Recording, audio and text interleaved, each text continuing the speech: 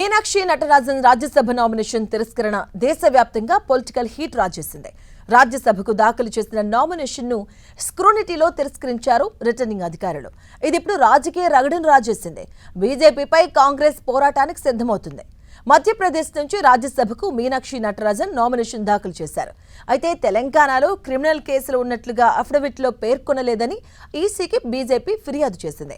పైగా మీనాక్షి నటరాజన్ ఆస్తుల వివరాలు కూడా తెలపలేదని బీజేపీ ఈసీ దృష్టికి తీసుకెళ్లింది. వీటిని పరిగణలోకి తీసుకున్న returning officer Meenakshi Natarajan nomination తిరస్కరించారు.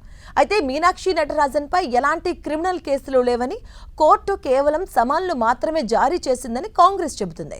ఆ వివరాలు చెప్పలేదని నామినేషన్ తిరస్కరించడం సరికాదంటుంది కాంగ్రెస్. దీని వెనుక బీజేపీ కుట్ర దాగి ఉందని హస్తం పార్టీ నేతలు ఆరోపిస్తున్నారు. ఇటు మీనాక్షి నామినేషన్ తిరస్కరణ తెలంగాణ కాంగ్రెస్ లో కలకలం రేపింది.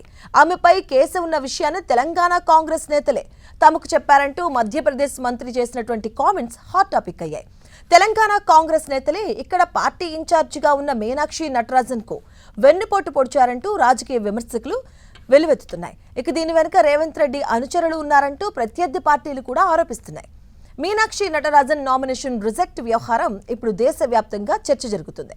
దీనిపై న్యాయ రాజకీయ పోరాటం చేస్తామని కాంగ్రెస్ చెబుతుంది.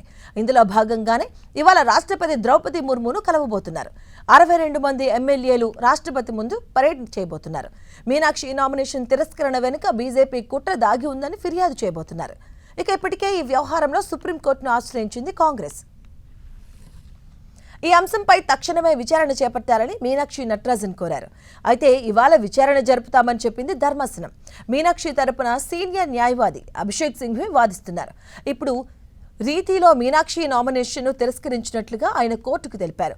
దీనిపై నేడు సుప్రీంకోర్టు ఎలాంటి నిర్ణయం తీసుకుంటుంది అనేది ఆసక్తికరంగా మారింది.